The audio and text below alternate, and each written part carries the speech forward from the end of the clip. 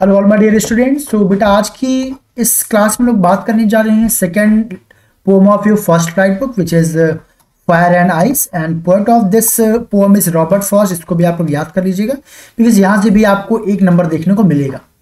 तो as well as also discuss about poetic devices की कौन कौन से पोएटिक डिवाइसेस यहाँ पे यूज किए गए हैं।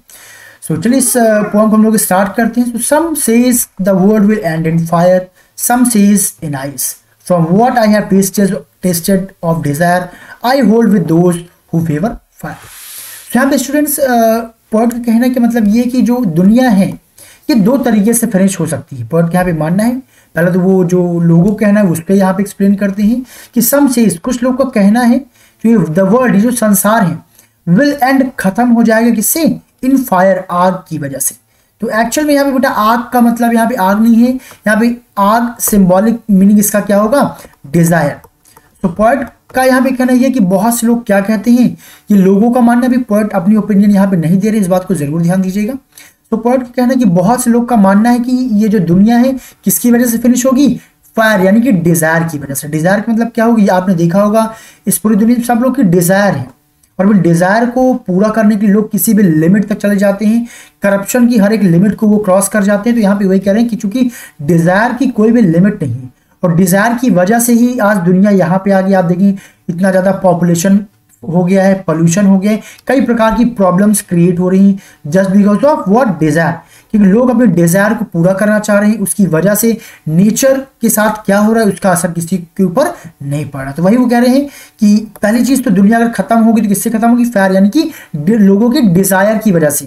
क्योंकि डिजायर का कोई एंड नहीं है, जब डिजायर के एंड नहीं होगी दुनिया किधर जाएगी? अंत की ओर जाएगी।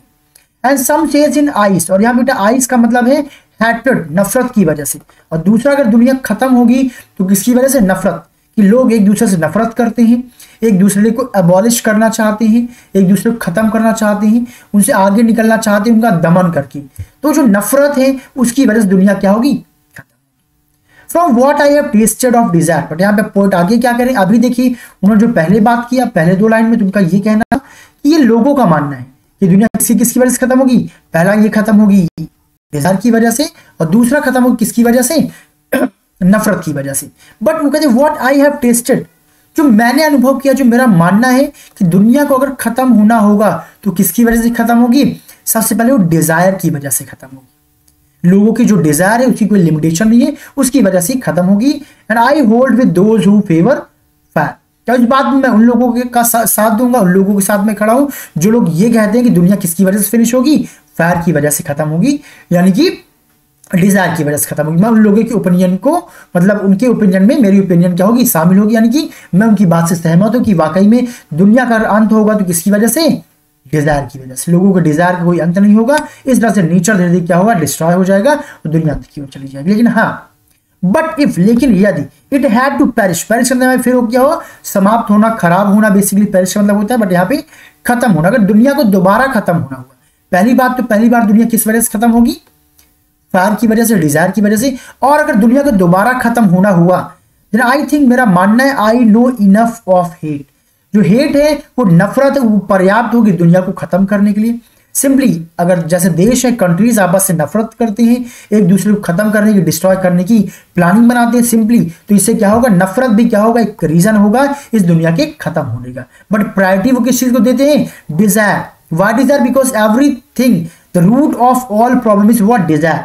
अगर कोई एक देश दूसरे देश के ऊपर आक्रमण कर रहा है तो उसका डिजायर है कि मैं क्या करूं? उस देश को अपने वश में कर लूं, वो मेरे हिस्से में आ जाए। तो ये भी डिजायर का पार्ट ही है और उस डिजायर की वजह से क्या पैदा हो रहा है? नफरत पैदा हो रही है। So to say that destruction ice is also great. तो इस प्रकार से मेरा कहना यह कि जो आइस यानी कि जो नफरत है, नफरत से जो डिस्ट्रक्शन होगा, जो विनाश होगा, वो क्या होगा? ग्रेट, बहुत बड़ा होगा। और इतना बड़ा होगा, इट वुड बी सफाइस, ये सफिशिएंट होगा, पर्याप्त होगा इस दुनिया को खत्म करने के लिए। तो आई होप आपको ये पोएम समझ में आई होगी कि यहाँ पे फायर का मतलब क्या है? डिजायर। आइस का मतलब क्या है? नफरत की।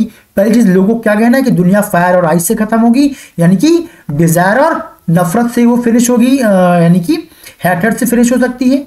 पोएट का कहना कि मैं सबसे पहले किसका प्रेफरेंस लूंगा, डिजायर का, उन लोगों का जो ये कहते हैं कि दुनिया डिजायर की वजह से फिनिश होगा, मैं उनका सपोर्ट करता हूं। और हाँ, अगर दुनिया को दोबारा खत्म होना हुआ तो बिल्कुल जो नफरत है वो बिल्कुल पर्याप्त होगी इस दुनिया को दोबारा क्या करने के लिए, फिनिश करने के लिए।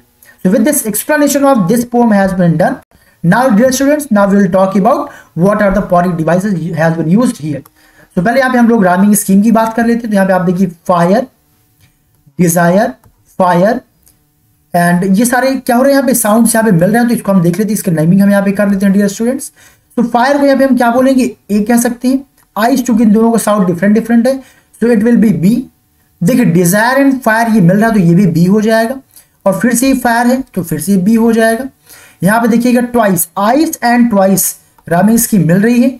अब यहाँ पे देखिए हेट, तो यहाँ पे हेट बिल्कुल एक नया डिश है, इसको आप डी बोल दीजिए। आइस सफाइस मिल रहा है तो ये हो जाएगा बी। ग्रेट एंड हेट मिल रहा है तो डी हो जाएगा, और सफाइस फिर से क्या हो जाएगा, यहाँ पे हो जाएगा बी। तो यहाँ पे डिवाइस क्या बन जाएगा, a b, b b, then b d and b d b. तो आप तीन तीन ग्रुप में चाहे बांट दीजिए, a b b, then b b d and then b d b. तो यहाँ पे ये क्या हो जाएगा आपका राइमिंग स्कीम। अब यहाँ पे हम लोग बात कर लेते हैं कौन कौन से डिवाइसेस यहाँ पे कहाँ पे यूज हुई है। तो बेटा यहाँ सबसे पहले अगर मैं बात करूँ तो कौन सी डिवाइस यहाँ पे यूज की गई, यहाँ पे एलिट्रेशन यूज हुआ है। एलिट्रेशन क्या होता है, जब दो कंसेक्टिव लगातार वर्ड में कि बिल्कुल बिगिनिंग में कॉन्सोनेंट साउंड रिपीट हो रहा होता है तो वहां पे बोलते हैं एलिट्रेशन। तो सम में भी ऐसे और सेज में भी ऐसे, देखिए कॉन्सोनेंट साउंड यहाँ पे है तो ये क्या हो जाएगा, एलिट्रेशन हो जाएगा।